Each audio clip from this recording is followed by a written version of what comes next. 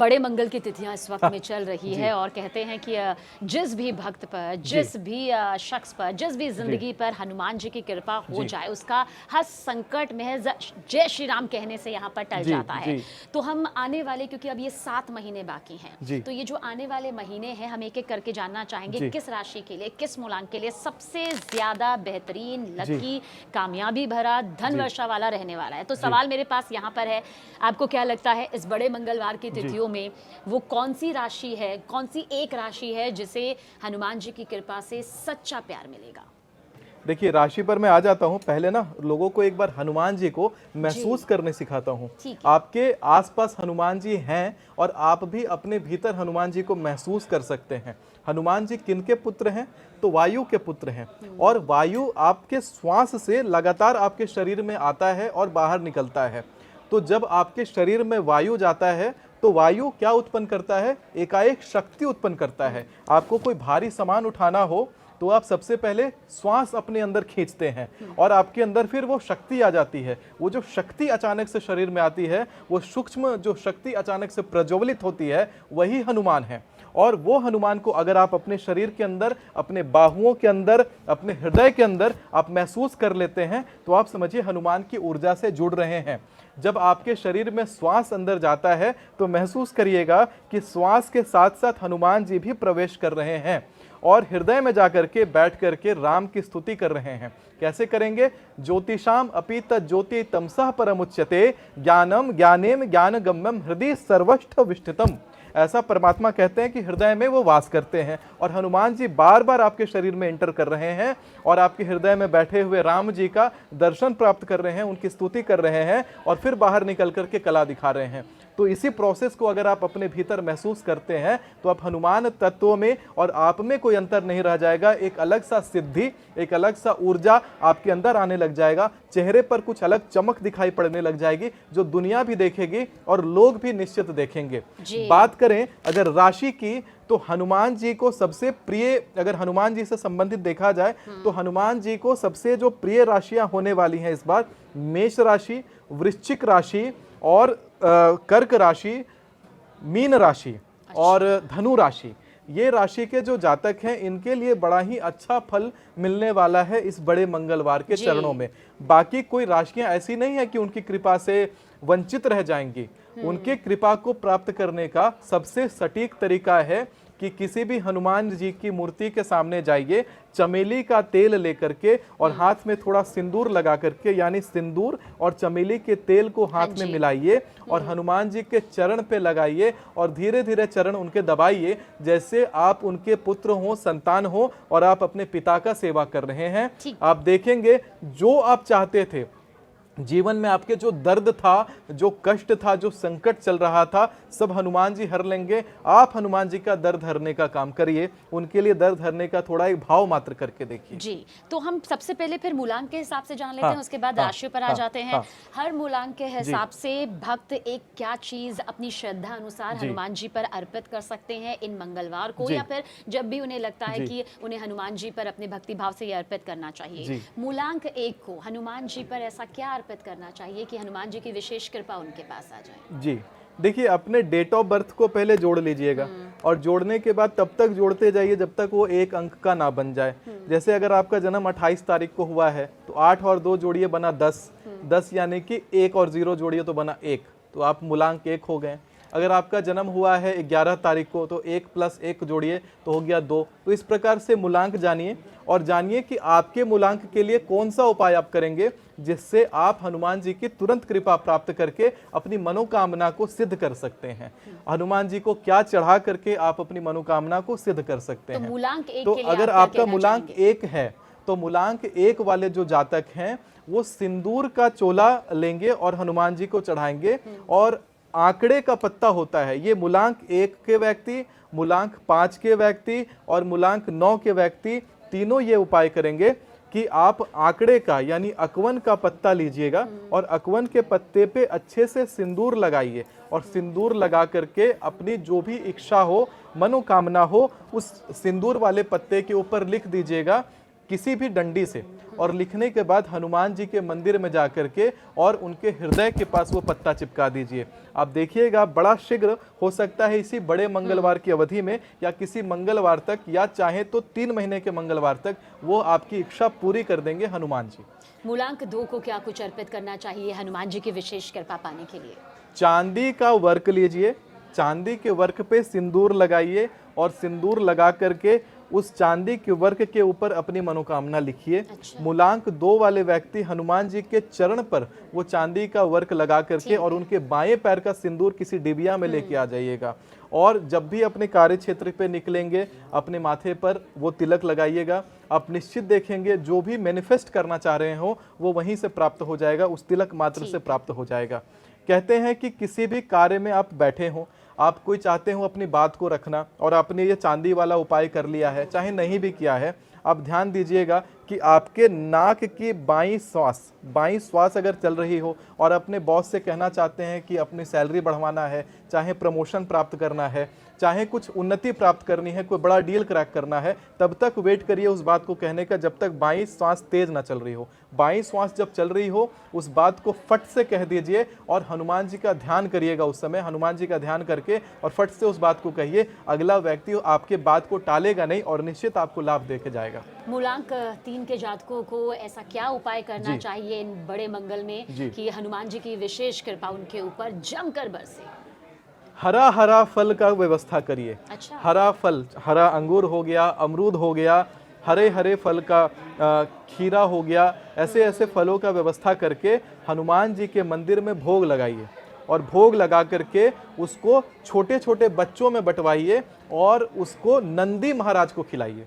नंदी कहते हैं, और नंदी महाराज को भरपेट खिलाइएगा, ऐसा नहीं कि एक खीरा खिला दिया आपने, भरपेट खिलाना है। गौ माता आपका वर्तमान सुधार लेती हैं और नंदी महाराज आपका भविष्य सुधार लेते हैं। लोग वर्तमान के लिए गौ सेवा करते हैं तो पूर्ण गौवंश की सेवा करिएगा, यानी नंदी की भी सेवा करिएगा, तो भविष्य भी सुधरेगा। क्योंकि जो ब्लॉकेजेस आपके लाइफ में लग रखे हैं उन ब्लॉकेजेस को, उन डोर्स को, उन दरवाजों को नंदी महाराज अपने सिंग से मार करके ऐसे खोल देते हैं और शंकर जी तक आपकी वाणी को, आपके वचन को ले जाते हैं। कहते हैं शंकर सुवन केसरी नंदन, तेज प्रताप महाजगबंदन। मूलांक 4 के जातकों को आखिर क्या कुछ हनुमान जी की विशेष कृपा पाने के लिए उन्हें भोग लगाना चाहिए? मूलांक 4 के जो जातक हैं, आप व्यवस्था करके लाइएगा सफ़ेद चावल, और सफ़ेद चावल को पीली हल्दी से रंग लीजिएगा, और रंगने के बाद उसको तांबे के लोटे में डाल करके, यानी तांबे के लोटे में पहले थोड़ा गंगा जल लीजिए और उसके ऊपर से जल लीजिए, फिर उसमें वो सिंदूर से रंगा हुआ चावल डालिए और हनुमान जी को स्नान करवाइए। ये प्रत्येक मंगलवार करिए, चाहे या प्रतिदिन करिए, और हनुमान जी के सामने बैठ करके आप 7 बार हनुमान चालीसा पढ़ लीजिए। आप देखेंगे सारे ब्लॉकेजेस लाइफ के खुल जाएंगे और महाकृपा हनुमान जी आपके ऊपर कर देंगे, जिससे आपको खूब लाभ होगा। अच्छा, जल्द मूलांक 5 का भी जानना चाहेंगे। हालांकि आपने बता दिया, 5 के लिए मैंने बताया। हाँ। फिर भी सिर्फ मूलांक 5 के जातकों को ऐसा क्या विशेष भोग हनुमान जी को लगाना चाहिए कि उनकी जिंदगी संवर जाए? देखिए, मूलांक 5 के जातकों को हनुमान जी के लिए लंगोट, लाल रंग के लंगोट का व्यवस्था करना चाहिए और लाल लंगोट उनको पहनाना चाहिए। हनुमान जी के मंदिर में लाल रंग का आसन का व्यवस्था करवा के रखवाइए, और साथ में माचिस का गुप्त दान, ज्वलन सामग्री का मंदिर के अंदर गुप्त दान, चुपचाप जाके 1 बंडल माचिस, चुपचाप जाकर के घी मंदिर में रखाइए। कोई बड़ा से बड़ा टेंशन जीवन में चल रहा होगा, हनुमान जी हर लेंगे इसी समय में। मूलांक 6 के जातकों के लिए सुमिताचार्य जी, आप क्या कहना चाहेंगे? उनके लिए कोई विशेष भोग जो आप बताना चाहें इस वक्त? हनुमान जी के मंदिर में जाइए और 1 लोटा दूध लीजिए, पीतल के लोटे में चाहे स्टील के लोटे में दूध लेकर के हनुमान जी के मंदिर में रखिए, और एक भूमि के ऊपर, यानी कि सिंदूर से भूमि के ऊपर एक आप त्रिकोण का निर्माण करेंगे, ट्रायंगल बनाएंगे। लाल रंग के सिंदूर से चाहे अष्टगंध चंदन से त्रिकोण बनाइए और दूध भरे लोटे को उस त्रिकोण के ऊपर रखिए, और सामने हनुमान जी के बैठ करके आप हनुमान चालीसा पढ़िए, और उसके बाद उस लोटे को अपनी मनोकामना बोलिए, दूध वाले लोटे को। और किसी भी जलाशय में, चाहे कुएं में, चाहे तालाब में उस लोटे के जल को जाकर के धीरे धीरे अर्घ के रूप में गिरा दीजिए, मनोकामना हनुमान जी पूर्ण करेंगे। ये उपाय मूलांक 6 के जातकों के लिए है। बहुत जल्द मूलांक 7 के जातकों के लिए भी जान लेते हैं। स्मिताचार्य जी, मूलांक के 7 के जो जातक है उनके लिए क्या विशेष बताना चाहेंगे आप? क्या भोग लगाएं वो? मूलांक 7 के जो जातक हैं उनके लिए विशेष उपाय है कि आप दही का शरबत निर्माण करिए और खीर बनाइए, गुड़ की खीर हनुमान जी को भोग लगाइए और दही का शरबत और खीर दोनों मिला करके आप भंडारा करवा दीजिए, चाहे 11 ब्राह्मणों को खिला दीजिए और उनको कुछ द्रव्य दक्षिणा प्रदान करिए। आप देखेंगे जीवन के ब्लॉकेजेस आपके खुल जाएंगे। ये उपाय जरूर से करिएगा। ये छोटा सा भंडारा है लेकिन बड़ा काम कर देगा। कोई रोग से परेशान हो गए, लंबी कोई परेशानी चल रही हो, ये तुरंत ये छोटा सा भंडारा आपका बड़ा काम कर देगा। 11 ब्राह्मणों के लिए खीर और उनके लिए दूध, उनके लिए दही का शरबत यानी लस्सी बना करके उनको वितरण करना है हनुमान जी का प्रसाद के रूप में। चलिए जल्द अब जान लेते हैं मूलांक 8 के लिए ऐसा क्या विशेष भोग आप बताना चाहेंगे जो उन्हें हनुमान जी पर अर्पित करना ही चाहिए ताकि उनके हर रुके काम पूरी तरह से सफल हो जाएं और उनकी जिंदगी में जमकर धन वर्षा हो, प्रेम वर्षा हो। मूलांक 8 के जो जातक हैं अपने जीवन में प्रेम वर्षा चाहते हैं, धन वर्षा चाहते हैं, तो हनुमान जी को तुलसी के पत्तों से बनी हुई माला जिसके ऊपर राम राम लिखा हो, ये हाथ में जो कलावा धागा बांधते हैं लाल रंग का, इसी से तुलसी के पत्तों को 21 पत्तों को गूंथिए, उसके ऊपर राम राम लिख करके और हनुमान जी को अर्पित करिए अपनी मनोकामना बोलते हुए। हनुमान जी तुरंत आपकी मनोकामना सुनेंगे और उसको पूर्ण करेंगे। जो इंतजार सबसे ज्यादा मूलांक 9 के जातकों को करना पड़ता है, मूलांक 9 के जातकों के लिए स्मिताचार्य जी क्या खास उपाय बताना चाहेंगे जिसके जरिए वो भोग लगाएं हनुमान जी को श्रद्धा अनुसार और उनकी जिंदगी के हर कष्ट दूर हो जाएं? मूलांक 9 के जातक जो हैं वो 11 खड़ी खड़ी हल्दियों को कलावे धागे से बांधेंगे। और बांध करके तुलसी का पत्ता और उन हल्दियों का माला वो ले जा करके हनुमान जी के चरण में चढ़ाएंगे और अपनी मनोकामना हनुमान जी को कहेंगे। हनुमान जी आपकी मनोकामना को शीघ्र पूर्ण करते हैं। हल्दी और तुलसी पत्ता ये ध्यान रखिएगा। और अष्टगंध चंदन हनुमान जी के चरण में चढ़ा करके प्रसाद के रूप में अष्टगंध चंदन उठाइए और उसी चंदन से अपने माथे पे तिलक करके निकला करें। आप देखेंगे आपका सारा काम निर्विघ्न तरीके से प्रभु हनुमान जी कर देंगे। सुमिताचार्य जी के पास देखिए वक्त कम है और हमारे पास वक्त बहुत है, लेकिन फिर भी हम चाहेंगे कि आप इन सवालों का जवाब भी अपनी ज्योतिषी गणना, ग्रह नक्षत्रों की चाल के हिसाब से, या फिर जो एक ज्योतिषाचार्य की जिम्मेदारी होती है कि कहीं कुछ गलत तो नहीं हो रहा है, कहीं कुछ ऐसा तो नहीं हो रहा है कि हम पूरी भक्ति तो करें लेकिन उसका फल हमें नहीं मिल पा रहा है। ये जरूर हम इससे जुड़े सवाल आपसे पूछना चाहेंगे। हनुमान चालीसा को लेकर देखिए कई बार कुछ सवाल आते हैं, क्या हनुमान चालीसा किसी भी वक्त कभी भी कहीं भी पढ़ी जा सकती है? कुछ खास नियम बताना आप चाहेंगे या आपको लगता है कि नहीं हनुमान चालीसा है, श्रद्धा है तो आप कभी भी इसका पाठ कर सकते हैं? देखिए कहते हैं अपवित्र पवित्रो व सर्वावस्थाम गतो पीवा यह स्मृत पुंडरीकाक्षम सह बाह्याभ्यंतर शुचि। तो हनुमान जी का ध्यान कहीं भी किया जा सकता है। शौचालय में भी बैठे हो, खाने पे बैठे हो तब भी आप कर सकते हैं, जूठे मुंह भी ध्यान कर सकते हैं। बात आती है हनुमान चालीसा करने की, यानी विशेष रूप से हनुमान जी का एक आवाहन करने की, तो वहां पर शुद्धता, स्थान शुद्धता का ध्यान रखना चाहिए। पैर हाथ कम से कम धुल लीजिए जहां भी बैठे हो, चाहे अगर तबियत खराब हो तो बिस्तर पे बैठ के भी कर सकते हैं, पैर हाथ धुल करके। और जब दिन का काल हो उस समय हनुमान चालीसा का पाठ करें।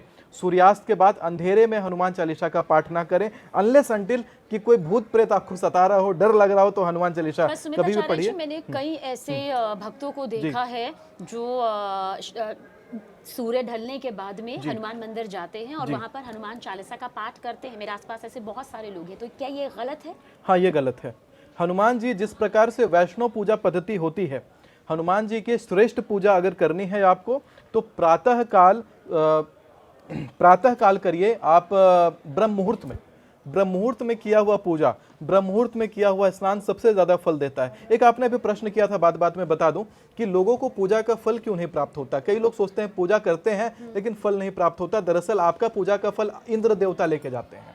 आपको करना क्या है, पूजा करने के तुरंत बाद अपने आसन के नीचे 3 बार जल गिराना है। ओम इंद्राय नमः बोलिएगा, फिर ओम शक्राय नमः बोलिएगा, फिर ओम शक्राय नमः बोलिएगा और उस गिरे हुए जल को लेकर के अनामिका उंगली से रिंग फिंगर से मस्तक पे लगा लीजिएगा, तभी इंद्र आपका जो किया हुआ पूजा का फल है वो लेके नहीं जाएंगे। इंद्र को ये आशीर्वाद प्राप्त है कि वो आपका पूजा का फल हर सकते हैं अगर आप इस प्रकार से जल अर्पित नहीं करते हैं। इसको शुक्राय करने का कोशिश मत करिएगा। जो मैंने शकराय बोला है वो सूर्य भगवान का उपनाम है। सोच रहे होंगे कि इनका प्रोनाउंसिएशन एरर है, ऐसा कुछ नहीं है।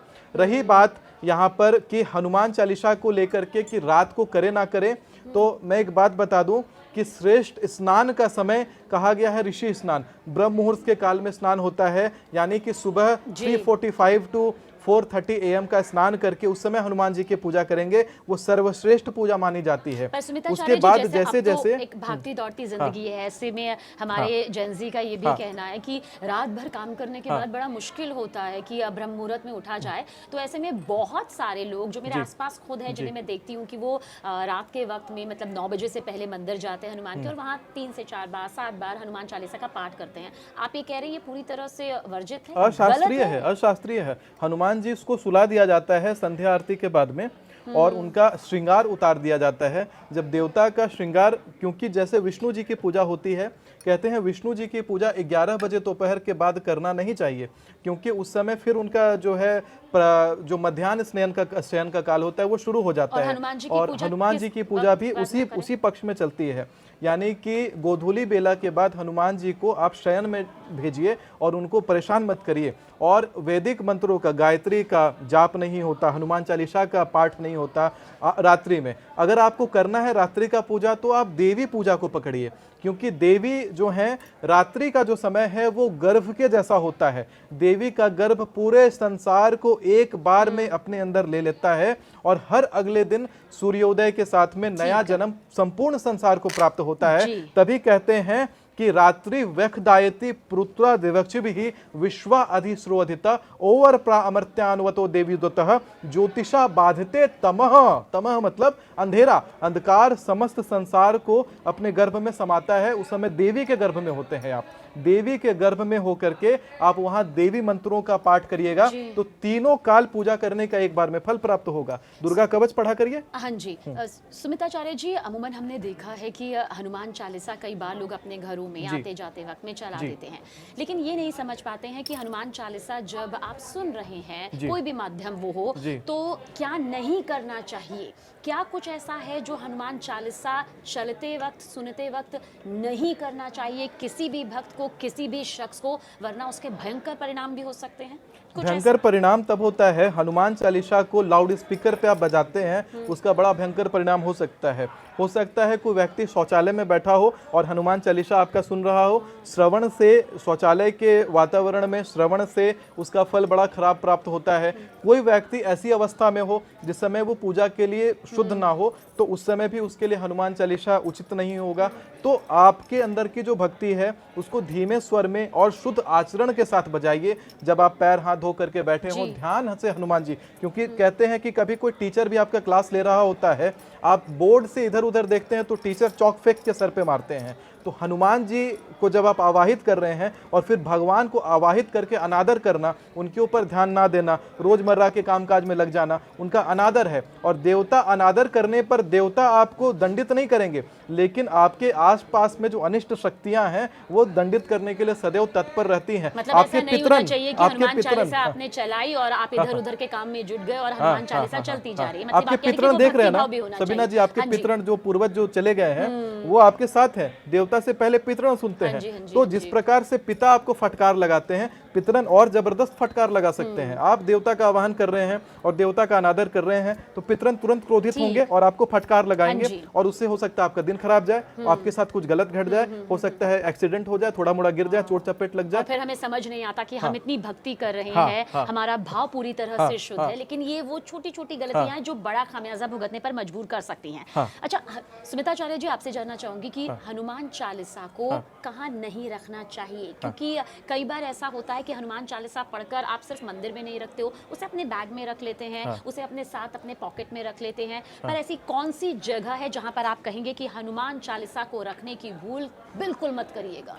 देखिए, मंत्र केवल लिखावट या हैंडराइटिंग नहीं है, मंत्र देवता का शरीर होता है। और देवता के शरीर को मंत्र, लिखा हुआ मंत्र को आप अपने साथ जब रखे हैं तो उसकी शुद्धता का भी ध्यान दीजिए। लोग बैग में रखते हैं, फिर शौचालय चले जाते हैं उसी बैग को लेकर के, वो गलत हो जाता है। और उसी बैग में खाना होता है, हाँ, उसी बैग में महिलाओं के कई तरह के सामान हाँ, होते हैं, हाँ, पुरुषों के कई तरह हाँ, के सामान होते हैं, तो क्या इसका बहुत ही खतरनाक असर पड़ता है? खतरनाक असर पड़ता है। मैंने फिर बोला, हनुमान जी नहीं गुस्सा करेंगे, आपके पितृण आपको फटकार लगा देंगे, और वो फटकार बड़ी गंदी पड़ती है। तो इसलिए आपको इस प्रकार से हनुमान जी का अनादर नहीं करना है। अपने बिस्तर पर आप हनुमान चालीसा रख सकते हैं तकिए के नीचे। अच्छा। लेकिन अगर आपका बिस्तर शुद्ध रहता हो तभी रखिएगा। चाहे बिस्तर को गंगा जल से शुद्ध कर लीजिए, अपने तकिए के नीचे रखिए, कोई दिक्कत नहीं है। लेकिन ऐसे इन तरह की पुस्तकों को रखने का श्रेष्ठ स्थान है घर के नॉर्थ ईस्ट कॉर्नर में आप रखिएगा, यानी उत्तर और पूरब के कोने में रखिएगा, तब आपके लिए अच्छा रहेगा। अन्यथा ये आपके लिए खराब परिणाम दे सकता है। हनुमान जी का सबसे प्रिय मूलांक कौन सा है और सबसे प्रिय राशि कौन सी है, ये जानते हैं। स्मिताचार्य जी,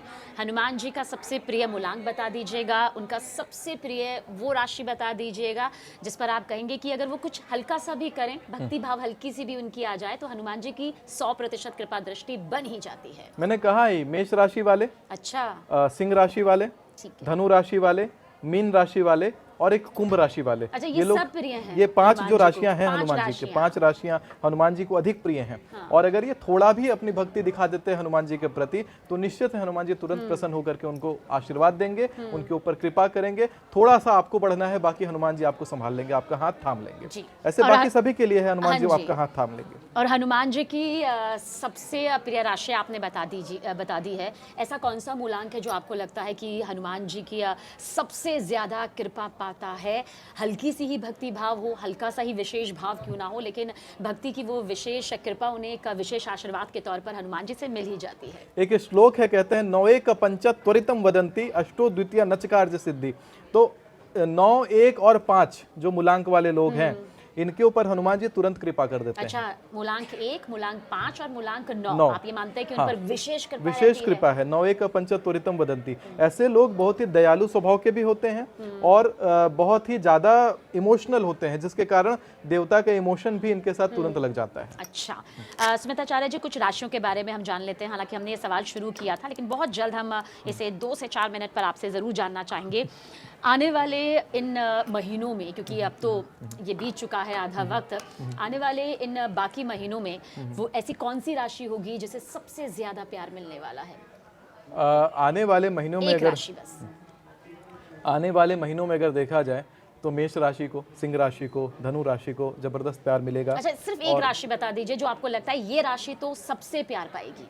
अगर सबसे अधिक हाँ, देखना है बस एक ना, राशि। तो कर्क राशि में बृहस्पति बैठ रहे हैं, और कर्क राशि में बृहस्पति बैठ रहे हैं। सबसे ज्यादा कृपा धनु राशि के ऊपर होने वाली है और मेष राशि के ऊपर होने वाली है। अच्छा, ये सबसे ज्यादा प्यार हर तरह ऐसे से राशि में मिलेगा। एक नहीं कह पाते हैं, राशि में 3 कहना पड़ता है। हाँ जी। क्योंकि एक साथ 3 राशियों के ऊपर कृपा हो जाती है। तो अगर 3 में देखा जाए तो मेष के ऊपर, यहाँ पर लेकिन 4 है, मेष के साथ सिंह भी चलेगा। मेष के ऊपर, सिंह के ऊपर, मीन के ऊपर और धनु राशि के ऊपर बहुत जबरदस्त कृपा प्राप्त होने वाली है। अच्छा, किस एक राशि को सबसे ज्यादा पैसा आने वाले महीनों में मिलने वाला है? मतलब आपकी ज्योतिषी गणना कह रही है कि ये एक राशि है, इसके पास बहुत सारा पैसा आने वाला है। धनु लग्न वालों के ऊपर बहुत सारा पैसा बहुत जबरदस्त पैसा आएगा, क्योंकि अभी आने वाले लगभग 1 साल तक बृहस्पति ग्रह जो है वो कर्क राशि में रहने वाले हैं। अच्छा। और इसका बड़ा जबरदस्त फल देखने के लिए मतलब मिलेगा। सबसे ज्यादा धन हाँ, वर्षा आपको सबसे लगता ज्यादा है कि धनवर्षा। इस राशि को मिलने वाली है? किस एक राशि को सबसे ज्यादा आशीर्वाद अपने पितरों से मिलने वाला है, अपने पूर्वजों से मिलने वाला है, अपने बड़ों से मिलने वाला है, और अपने छोटों से सब कुछ, मतलब जितना सहयोग मिल सकता है आशीर्वाद के तौर पर? सिंह राशि वालों को कह रहा हूँ, आपके लिए ये चीज है, आपको जबरदस्त आशीर्वाद प्राप्त होगा। अपने पिता को अपने हाथ से खाना खिलाइए, और अगर पिता नहीं है आपके, तो कोई भी आपके जो बुजुर्ग हों आपके घर में या आपके परिवार में, उनको अपने हाथ से खाना खिलाइए। नहीं तो अपने गुरु को अपने हाथ से खाना खिला के आइएगा। आप स्कूल चले जाइए, अपने पुराने टीचर को खिला के आइए, प्रोफेसर को खिला के आइए। ये छोटा सा उपाय आप इस महीने करके देखिएगा, आपको बहुत ही जबरदस्त फल प्राप्त होगा। आप सोचेंगे नहीं कि कहाँ से सक्सेस मिला है। किस एक राशि पर महादेव की विशेष कृपा आपको लगता है कि आप बतौर भविष्य वक्ता, बतौर ज्योतिषाचार्य देख पा रहे हैं कि ये एक राशि है, महादेव की भरपूर कृपा बरसने वाली है? देखिए, महादेव की कृपा है से तो समस्त राशियों पर है, लेकिन अगर विशेषता देखा जाए तो वृषभ राशि, कर्क राशि के ऊपर महादेव जी की विशेष कृपा दिखाई पड़ रही है। अच्छा, वृषभ और कर्क राशि के ऊपर जी। किस एक राशि पर आपको लगता है कि पितरों का विशेष आशीर्वाद रहेगा, पितरों की कृपा रहेगी? क्योंकि कहा जाता है कि पितरों की कृपा सबसे बड़ी कृपा होती है। हाँ, तुला राशि और कुंभ राशि के ऊपर और मकर राशि के ऊपर पितरों की विशेष कृपा रहने वाली है। अच्छा, किस एक राशि को मन चाहा वरदान उनके इष्ट देव से या जिस भी भगवान की वो भक्ति करते हैं उनसे मिलकर ही रहेगा, ऐसी सबसे लकी राशि आपको कौन सी नजर आती है? ऐसे सबसे लकी मुझे नजर आती है मेष राशि।